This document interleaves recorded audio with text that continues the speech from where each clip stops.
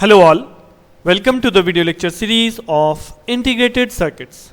Subject code is KEC 501 and here we are in lecture number 36. So in previous lecture we started IC 555 timer. Unit number 5 and the first topic is IC 555 timer. जिसमें हम लोगों ने बात की pin configuration of IC 555 timer. This is the 8 pin IC. Okay 8 pins are there and working principle यानी कि functional diagram जो हमने देखा था कि IC 555 टाइमर में इंटरनल क्या क्या होता है. लाइक हमारे पास एक ऐसा फ्लिप फ्लॉप था, दो कंपैरेटर थे जो कि एक upper comparator and one is called lower comparator, then a power amplifier and there are two transistors two for capacitor charging and discharge. Now in this lecture we will discuss the application part of our IC 555 timer और जो पहली main application और बहुत important है आपके लिए जो पूछा जाता है पेपर के अंदर, that is monostable multivibrator using IC 555 timer. Now मैंने पहले भी आपको यूनिट नंबर 3 में पढ़ाते हुए कहा था कि मोनो शॉर्ट मल्टीवाइब्रेटर पे जब क्वेश्चन आता है पेपर के अंदर, so we have to remember कि वो क्वेश्चन किस पे बेस पे हमें डिजाइन करना है. Either we have to design using op amp जो हमने यूनिट नंबर 3 में सीखा है सर्किट, जिसमें कि दो डायोड लगे थे if you remember D1 and D2, और यहाँ पे हम मोनो शॉर्ट मल्टीवाइब्रेटर को डिजाइन करने वाले हैं यूजिंग IC 555 टाइमर. सो यहाँ हम देखेंगे what is the working principle. जो वर्किंग प्रिंसिपल मुझे पता है मोनो शॉर्ट मल्टीवाइब्रेटर का, this will use to generate a particular time duration pulse. Output एक पर्टिकुलर ड्यूरेशन के लिए हाई होता है, वही चीज मुझे IC 555 टाइमर से शो करनी है. And then how we can design a monostable multivibrator using IC 555 timer. So let's start. तो सबसे पहली चीज जो हमने लास्ट लेक्चर में देखी थी, that is the functional diagram of IC 555 timer, जिसमें मैंने आपको बोला था मैं इसमें डायग्राम में थोड़ा सा चेंज करूंगा, कुछ कनेक्टिविटी करूंगा जिससे ये मोनो शॉर्ट मल्टीवाइब्रेटर की तरह काम करने लग जाए. ठीक है, तो चेंजेस क्या करने हैं अब आप यहाँ पे देखिएगा. चेंज क्या करना है, जैसे कि मैंने आपको वहां पे बहुत बार बताया कि we have applied a capacitor over this pin. ठीक है, सो जब ये ट्रांजिस्टर ऑन होगा तो कैपेसिटर डिस्चार्ज होना शुरू हो जाएगा किसके क्रॉस, ग्राउंड के क्रॉस. कैपेसिटर डिस्चार्ज होगा ग्राउंड के cross. But when this transistor is of, जब ये Q1 ट्रांजिस्टर ऑफ होगा उस केस में ये कैपेसिटर यहां से आपका एक्सटर्नली VCC से कनेक्ट होता है. दिस VCC सप्लाई से कनेक्ट होगा वाया अ रजिस्टर जिसे हमने बोल दिया R, और ये जो थ्रेशोल्ड पिन है, this threshold pin is connected to your this particular capacitor voltage. ठीक है, सो जस्ट इतना सा मुझे कनेक्शन करना है, यानी एक मोनो शॉर्ट यानी 555 टाइमर की IC में हमने एक रेजिस्टेंस एक्सटर्नली कनेक्ट कर दिया और कैपेसिटेंस एक्सटर्नली कनेक्ट कर दिया, तो उससे ये मेरा फंक्शन करने वाला है as a mono short multi vibrator की तरह. ठीक है, सो आप इस डायग्राम को दोबारा ड्रॉ करेंगे, और अगर मैं यहाँ पे आपको डायरेक्टली डायग्राम दिखाऊं तो this is the diagram change जो कि आपका mono short multi vibrator use होता है एज अ यूजिंग 555 टाइमर. तो मैंने कुछ नहीं किया है, वही सेम चीज यहाँ पे देखिए, कैपेसिटर कनेक्टेड है and here it is the resistance connected, और कैपेसिटर की वोल्टेज ही आपकी इस 6 पिन पे जा रही है जिसे हमने बोला था थ्रेशोल्ड पिन. ठीक है, so we have connected the circuit. Now start working. अब वर्किंग में क्या होने वाला है, तो जैसे कि मैंने आपको लास्ट लेक्चर में समझाया था, once you on this supply voltage, जैसे ही हम इस VCC को ऑन करेंगे, so here it is 2/3 VCC जो हमारे इसके नेगेटिव टर्मिनल में बनती है, जिसे हमने बोला था control voltage, and 1/3 VCC is applied on the positive terminal of the lower comparator. जैसे ही हम ऑन करेंगे ये वैल्यू मुझे मिलेगी. अब क्यों मिलेगी ये चीज मैं लास्ट लेक्चर में आप लोगों को बता चुका हूं, अगर आपको याद है तो अच्छा है, नहीं है तो आप वहां पे वापस से जाके उसे सुन सकते हैं. नाउ सो अब क्या हुआ, एक चीज मैंने आपको बताई थी कि इस रीसेट पिन के थ्रू जब आपने यहाँ पे कैपेसिटर कनेक्ट किया, so firstly apply this reset high. जैसे ही आप इस रीसेट पिन को हाई करते हैं तो ये जो ट्रांजिस्टर Q2 है this will become on. On का मतलब होता है शॉर्ट सर्किट. तो जैसे ये शॉर्ट सर्किट होगा, दिस रेफरेंस वोल्टेज यानी कि V हाई, एक तरह से high voltage is follows on this line. तो यहाँ पे एक तरह से हाई वैल्यू आ रही है. इस हाई वैल्यू की वजह से आउटपुट क्या होगा, आउटपुट हो जाएगा मेरा 0. यानी अगर कोई भी आउटपुट ये जनरेट कर रहा है तो उस आउटपुट को आपने क्या कर दिया, लो कर दिया.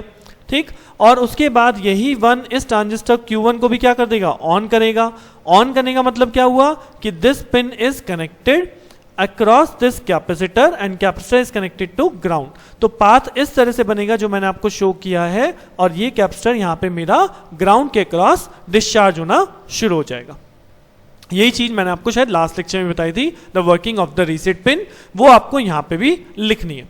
तो आपने रीसेट पिन की वर्किंग सबसे पहले बता दी कि कैपेसिटर मेरा क्या हो गया, फुल्ली डिस्चार्ज। तो अब आउटपुट मेरा 0 पे आ चुका, कैपेसिटर वोल्टेज 0 पे आ चुकी। अगर मैं VC की बात करूं तो ये भी 0, आउटपुट वोल्टेज की बात करूं ये भी 0, ठीक है, दोनों वोल्टेज 0 है। उसके अलावा जैसे ही आपने VCC ऑन किया, यहाँ पे 2/3 VCC बनती है, यहाँ पे 1/3 VCC बनती है, ठीक। तो अगर आप अपर कंपैरेटर की वर्किंग देखेंगे तो अपर कंपैरेटर में क्या हो रहा है, पॉजिटिव नोड पे कौन सी वोल्टेज है, कैपेसिटर वोल्टेज है, और कैपेसिटर वोल्टेज कितनी है, 0। हमने क्योंकि डिस्चार्ज कर दिया, तो यानी कि इस अपर कंपैरेटर में कौन से टर्मिनल की वोल्टेज ज्यादा हुई, इस अपर कंपैरेटर में वोल्टेज ज्यादा हुई नेगेटिव टर्मिनल की। That means output is 0, output is 0, ठीक है। दूसरे कंपैरेटर की वर्किंग देखते हैं। नाउ लोअर कंपैरेटर में जो वोल्टेज लगती है पॉजिटिव टर्मिनल पे, दिस इज 1/3 VCC, और नेगेटिव टर्मिनल पे जो अप्लाइड है that is your trigger. Now what is trigger, trigger जो हमने पहले ही पढ़ा था, एक हाई इनपुट होता है, दैट इज हाई इनपुट। आप मान सकते हो this is 5 volt high input या लॉजिक 1 अभी के लिए, तो ये हमारा ट्रिगर वोल्टेज है जो कि हमारा हाई रहता है, ठीक। अब अगर ये हाई रहता है तो अगर ये पॉजिटिव वोल्टेज पे, तो इस लोअर कंपैरेटर में नेगेटिव टर्मिनल पे आप वोल्टेज मान लो एक सेकंड के लिए 5 वोल्ट हाई वोल्ट, और ये है 1/3 VCC। अब अगर VCC आपने 5 वोल्ट लगाया था तो उससे कुछ नीचे ही होगा, यानी कि नेगेटिव टर्मिनल वोल्टेज ज्यादा होगी, पॉजिटिव टर्मिनल वोल्टेज कम होगी, ठीक है भाई। 1/3 VCC है एंड दिस इज 5 वोल्ट, तो यानी कि ट्रिगर आपका ज्यादा होने की वजह से नेगेटिव टर्मिनल वोल्टेज ज्यादा है, जिसकी वजह से ये भी क्या होगा, ये भी आपका output -V set, this is represent 0। And if you remember, जब दोनों ही S और R 0-0 होते हैं तो फ्लिप फ्लॉप जिस पहले स्टेट में है, यानी होल्ड नो चेंज, उस वाली स्टेट में रहता है, यहाँ पे आउटपुट में कोई चेंज नहीं होने वाला। सो जो आपका आउटपुट 0 पे है वही एज इट इज आउटपुट 0 पे बना रहेगा, यानी कि कोई फंक्शनिंग स्टार्ट नहीं होने वाली। जैसे ही आपने इसमें सप्लाई वोल्टेज ऑन करी, you will get 2/3 VCC over here, 1/3 over here, जिस वजह से 0-0 है, और कैपेसिटर इनिशियली क्या है आपका, डिस्चार्ज है, ओके। नाउ अब वर्किंग स्टार्ट कैसे होगी, ये तो हो गया इनिशियल फेज। अब आपने रीसेट भी कर लिया, कैपेसिटर 0 है तो यहाँ पे 0 वोल्ट जा रही है, यहाँ पे दोनों कंपैरेटर की आउटपुट वोल्टेज आपको 0-0 मिल रही है। नाउ अब क्या होगा, अब जो इसमें मेन रोल है वो है trigger. Now once you apply this trigger pin, तो जैसे ही मैं यहाँ पे, अब वेवफॉर्म भी मैं देखिए मैंने अब यहाँ सामने ले ली है, तो जैसे ही आप यहाँ ट्रिगर इनपुट अप्लाई करेंगे, तो ट्रिगर को अप्लाई करने का मतलब होता है कि ट्रिगर जो एक प्लस VCC वोल्टेज पे चल रहा था, ठीक है, वो 0 लेवल पे जाएगा। यानी कि मैं ट्रिगर को अप्लाई करने का मतलब कहता हूं कि you are down falling the voltage, आप वोल्टेज को डाउन कर रहे हो। ट्रिगर जैसे ही आपने किया तो इस टर्मिनल पे जो वोल्टेज हम बोल रहे थे 5 volt 5 volt that is equal to VCC, अब वो 5 वोल्ट से कहां जा रहा है, वो 0 जा रहा है, यानी लो हो रहा है। तो जैसे ये वैल्यू लो होगी तो कहीं ना कहीं 1/3 VCC उसके ऊपर होगा, तो दैट मींस ये 1/3 VCC हो जाएगा ज्यादा as compare to this negative terminal voltage. इसका मतलब कि पॉजिटिव टर्मिनल वोल्टेज ज्यादा हो गई, पॉजिटिव टर्मिनल वोल्टेज ज्यादा हो गई, इसका कंपैरेटर का आउटपुट हो गया plus V set, lower comparator हम बोलते हैं lower comparator sets, and the value output of lower comparator becomes 1, ठीक है। अभी भी ये तो 0 है ही, बिकॉज आपका यहाँ -2/3 VCC, जो 2/3 VCC आ रहा है that is much greater than 0 volt, तो यहाँ पे आपको R अभी भी 0 ही मिल रहा है। तो R आपका 0 है और S आपका 1 हो गया, सो S 1 होने से Q की वैल्यू क्या हो जाएगी, Q हो जाएगा 1 और Q बार हो जाएगा 0। अब अगर Q बार 0 हो गया, so this 0 is coming to this power inverter, जो कि आपका इसको कर देगा नेगेट कॉम्प्लीमेंट, सो आउटपुट मुझे क्या मिलेगा 1। सो यहां देखिएगा आउटपुट वेव फॉर्म में कि आउटपुट तुरंत क्या हो गया 1, ठीक है। As you apply the trigger output becomes 1 and the same thing this 0 will turn off this transistor Q1। क्या Q1 ऑन हो सकता है, नहीं, Q1 ऑन नहीं हो सकता, दैट इज ऑफ। ऑफ का मतलब दिस इज ओपन सर्किट, यहां पे आपका कनेक्शन ब्रेक हो जाएगा, दिस इज ओपन सर्किट, ठीक। तो जब ओपन हो गया, सो नाउ द कैपेसिटर किससे कनेक्टेड होगा, कैपेसिटर कनेक्टेड होगा via this resistor R to the supply VCC, यानी कैपेसिटर रजिस्टर R के क्रॉस चार्ज होना शुरू हो जाएगा, बिकॉज ये डायरेक्टली कनेक्ट हो गया सप्लाई वोल्टेज से। तो अगर मैं कैपेसिटर की वोल्टेज शो करूं तो यहां देखिए कैपेसिटर चार्ज होना शुरू हो गया with respect to the supply, ठीक है। तो यहां पे कैपेसिटर चार्ज होना शुरू हो जाता है। अब अगर आप इन बिटवीन क्या कहते हैं कोई एडिशनल बार बार ट्रिगर करते भी हैं तो उस ट्रिगर का कोई मतलब नहीं होगा, क्योंकि एक बार आपका लोअर कंपैरेटर सेट हो चुका है और ये ट्रांजिस्टर ऑफ हो चुका और आपका यहां पे कैपेसिटर चार्ज हो रहा है। नाउ कैपेसिटर कब तक चार्ज होगा? तो कैपेसिटर चार्ज हो रहा है, चार्ज हो रहा है, चार्ज हो रहा है। कैपेसिटर चार्ज होते होते होते जैसे ही 2/3 VCC तक अप्रोच करेगा, जैसे ही 2/3 VCC तक कैपेसिटर पहुंचेगा, यानी this terminal voltage becomes 2/3 VCC। कौन सा टर्मिनल है ये? जी हाँ, this is your terminal number 6, threshold voltage. तो मैंने बताया था थ्रेशोल्ड वोल्टेज जो है वो कैपेसिटर वोल्टेज को ही रिप्रेजेंट करता है। तो जैसे ही आपका कैपेसिटर चार्ज होते होते 2/3 VCC तक पहुंचेगा तो this positive terminal becomes greater or you can say equal to this negative terminal. तो ये अपर कंपैरेटर उस केस में क्या हो जाएगा? Set, because positive terminal become greater as compare to negative terminal. तो अपर कंपैरेटर का आउटपुट क्या हो गया? Plus V set. Plus V set का मतलब दिस विल बिकम 1, ठीक। अब अगर R1 हो गया, R1 होने की वजह से, और उसके बाद क्या होगा? देखिए जब ट्रिगर आपने अप्लाई किया तो ट्रिगर आफ्टर सम टाइम अपने आप ऑटोमेटिकली हाई हो जाता है। तो हाई जैसे ही होगा तो ये लोअर कंपैरेटर फिर से वापस 0 हो चुका होगा। बट अब अगर ये 0 भी हो गया तो 0 होने के बाद ये फंक्शनिंग आपका कैपेसिटर तो चार्ज हो ही रहा है। तो यहां पे हम कहां तक आ गए थे? हम आ गए थे कैपेसिटर कहां तक पहुंच गया? कैपेसिटर पहुंच गया 2/3 VCC तक। तो उसके बाद आपका अपर कंपैरेटर हो गया सेट, और जैसे ही R मेरा 1 हो जाता है तो R1 की कंडीशन में this Q become 0 and Q bar become 1। सो जैसे ही Q बार 1 होगा द आउटपुट बिकम्स 0 और ये 1 इस ट्रांजिस्टर को कर देगा ऑन, और जैसे ये Q1 ऑन होगा this path establish and your capacitor start discharging across the ground, ठीक है। अब अगर आप यहां देखेंगे तो जैसे ही 2/3 VCC तक पहुंचता है कैपेसिटर स्टेट डाउन आ जाता है, बिकॉज कैपेसिटर को चार्ज होने में तो टाइम लग रहा है, बिकॉज जो चार्जिंग करंट आ रहा है वो किसके क्रॉस आ रहा है? वो रजिस्टर के क्रॉस आ रहा है, तो it will take some time delay. But जो डिस्चार्जिंग हो रही है वो डायरेक्टली कैपेसिटर ग्राउंड के क्रॉस डिस्चार्ज हो रहा है, तो इसका मतलब डिस्चार्ज होने में यहां पे कोई टाइम डिले नहीं लगेगा। तो this is the working of monostable multi vibrator using 555 timer. इस पर्टिकुलर ड्यूरेशन के लिए आपका आउटपुट हाई हुआ, उतनी पर्टिकुलर ड्यूरेशन जितना कि कैपेसिटर ने टाइम लिया चार्ज होने में अप टू 2/3 VCC, ठीक है। सो आप एक बार यहां पे पॉज करके वर्किंग को एक बार दोबारा से समझेंगे तो आपको वर्किंग एक बार फिर से क्लियर हो जाएगी। मैंने स्टार्ट किया था फ्रॉम द ट्रिगर एंड कि ट्रिगर वोल्टेज को आपने लो किया तो जैसे ही 1/3 VCC से नीचे जाएगा ये हमारा हो गया सेट, यानी कि 1। अगर S1 होता है तो Q मेरा 0, आउटपुट मेरा 1 हो जाएगा और ये मेरा ऑन, ये मेरा ऑफ हो जाएगा। ऑफ होने का मतलब है capacitor directly connected to supply and capacitor starts charging. और कैपेसिटर कब तक चार्ज हो रहा है? जैसे ही वो 2/3 VCC तक पहुंचेगा ये अपर कंपैरेटर सेट हो जाएगा, जिसकी वजह से R हो जाता है 1, और जैसे ही R1 हुआ तो आउटपुट को क्या कर देगा? 0, और ये ट्रांजिस्टर हो जाएगा ऑन और कैपेसिटर होना शुरू हो जाएगा discharge. So this is the simple working of monostable multi-vibrator using 555 timer. और मोनोशॉट क्यों कहते थे? बिकॉज एक बार ट्रिगर करने के बाद जब तक ये अपनी फंक्शनिंग पूरी नहीं कर लेता, अगर आप यहाँ पे एक एडिशनल पल्स दे भी रहे हैं तो उस एडिशनल पल्स का कोई इफेक्ट आउटपुट पे नहीं आने वाला, ठीक है, बिकॉज कैपेसिटर एक बार अपनी फंक्शनिंग पूरी करेगा ही करेगा, राइट। तो this is the monostable multivibrator using 555 timer. Now the second phase of this, जो बहुत इंपॉर्टेंटली क्वेश्चन पूछा भी जाता है, designing of this monostable multivibrator using 555 timer. अब आप लोग डिजाइन करना चाहते हो सपोज लैब में या अपने किसी सर्किट के अंदर कि मुझे एक पर्टिकुलर टाइम डिले जनरेट करना है, तो मैंने 555 टाइमर 8 पिन की वो आईसी ले ली, 8 पिन की आईसी ले ली। अब उस 8 पिन की आईसी से मैं क्या करूं? मुझे केवल एक एक्सटर्नल में रजिस्टर कनेक्ट करना है और एक कैपेसिटर कनेक्ट करना है, जिससे कि मुझे एक पर्टिकुलर टाइम डिले मिल रहा है। So in designing, I have to set the value of these two component. And if you remember, अब तक हम IC में करते आ रहे हैं कि C को तो हम लेट कर लेते हैं 0.01 माइक्रोफैरेड पे और R की वैल्यू को कैलकुलेट करते हैं। So I need a formula जिसके थ्रू मैं इसको डिजाइन कर सकूं। तो वो फॉर्मूला बहुत सिंपल सा है कि डिजाइनिंग के लिए हमें क्या करना है, कैपेसिटर यहाँ पे चार्ज हो रहा है 2/3 VCC तक, ठीक है। तो यहाँ पे कैपेसिटर के क्रॉस अगर हम वोल्टेज देखें, the voltage across the capacitor is given by VC is equal to VCC 1 - e⁻⁻t/RC।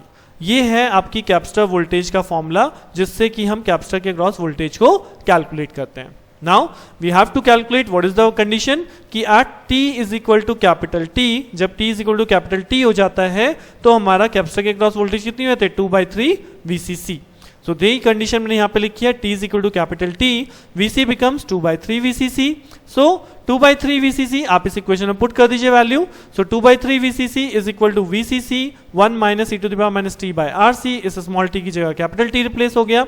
Then it can be equivalent to VCC वाले कंपोनेंट एक तरफ ले जाइए, VCC से VCC कैंसिल आउट हो रहा है, तो 2/3 is equal to 1 minus e to the power minus t by RC। Then it will become c to the power minus t by RC is equal to 1 minus 2/3, 1/3.